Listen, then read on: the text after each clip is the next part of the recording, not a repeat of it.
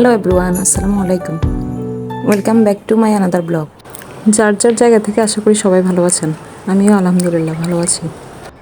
আমরা যারা ম্যারিড তাদের রান্নাঘরে আসতেই হয়, যত যাই হোক, অসুস্থতা, ব্যস্ততা সব কিছু বাদ দিয়েও মানে এই রান্নাঘরে আমাদের ঢুকাই লাগে। কি আর করা, সকালে নাস্তাটা সেরে চলে আসলাম দুপুরে রান্না রেডি করতে। এখানে আমি সৌরমা মাছ আজকে বোনা করব আর মুরগি রান্না করব। তো মাছ আর মাংসগুলো ধুয়ে সুন্দরভাবে এখন ম্যারিনেট করে নিচ্ছি। শুকনো মাছ কার কার পছন্দ কমেন্ট করে জানাতে পারেন। মাছটা কাটা কম হওয়ায় ভালোই লাগে, আর টেস্টও একটু অন্যরকম। মাছ আর মুরগি ম্যারিনেট করা শেষ। এখন আমি একটি কড়াই আর একটি ফ্রাই প্যান বসিয়ে দিয়েছি। ফ্রাই প্যানে মাছটা একটু ভেজে নেব আর কড়াইয়ে মুরগিটা ভাজবো। তা এখন মাছগুলো দিয়ে দিচ্ছি। মাছটা যেহেতু আমি ভুনা করবো তাই হালকা ভাজি করব, বেশি ভাজতে গেলে আবার একটু শক্ত হয়ে যাবে। এপাশে তেলটা গরম হয়ে গেছে, এখন মুরগিগুলো দিয়ে দেব।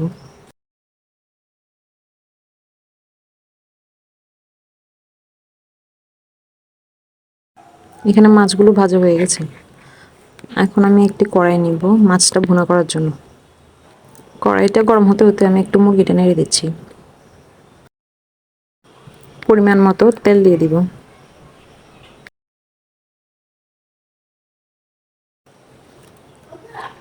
তেলটা গরম হয়ে এলে পেঁয়াজ দিয়ে দিব। 3-4 মিনিট পর পেঁয়াজটা এরকম বাদামি কালার হয়ে এলে আমি একটু রসুন বাটা দিয়ে দিব। রসুন পেঁয়াজগুলো একটু ভেজে নেব।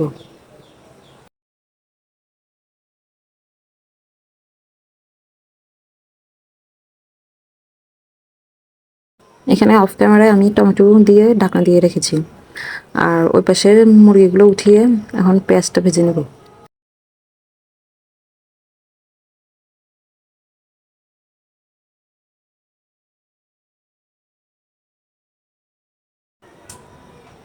এদিকে টমেটোগুলো ভালোভাবে কষিয়ে নিব।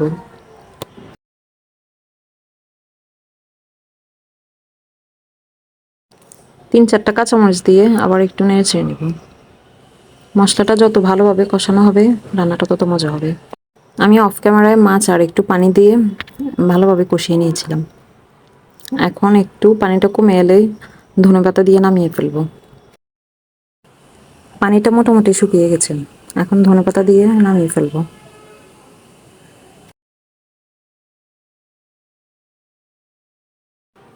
এখানে আমি মুরগি রান্না করার জন্য টমেটো আর সব ধরনের মশলা দিয়ে একটু কষিয়ে নিচ্ছি। আর এখানে আলুগুলো কেটে ধুয়ে রেখেছি। মশলাটা কষিয়ে এলে এখন আলুগুলো দিয়ে দিব।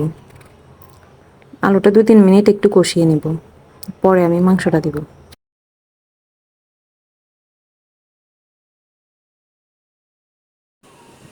আলুগুলো এখন 5 মিনিটের জন্য ঢাকনা দিয়ে রান্না করব।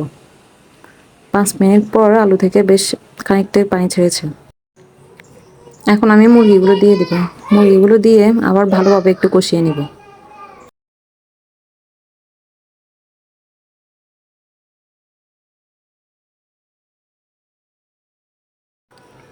আমি রান্নাঘরে রান্না করতেছিলাম আর আমার ছেলে বলতেছে যে ওকে ভিডিও করার জন্য। পরে দেখি ও আইসক্রিম খাচ্ছে, ওর একটু ভিডিও ক্লিপ নিলাম। আর এখানে আমি একটু পানি দিয়ে এখন ঢাকনা দিয়ে 5 থেকে 10 মিনিট রান্না করব। বেশ কিছুক্ষণ রান্নার পর মুরগিটা হয়ে গিয়েছে। এখন একটু পানিটা শুকানোর জন্য অপেক্ষা করব। এখন পরিমাণ মতো চাল নিয়ে চালটা ভালোভাবে ধুয়ে নিব।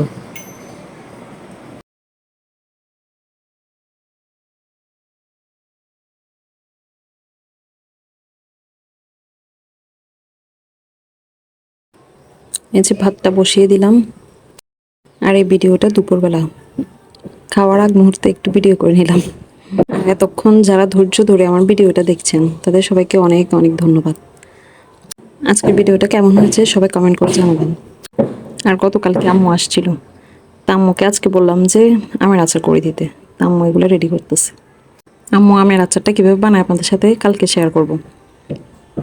তো আজকে এই পর্যন্তই, সবাই ভালো থাকবেন। আল্লাহ হাফেজ।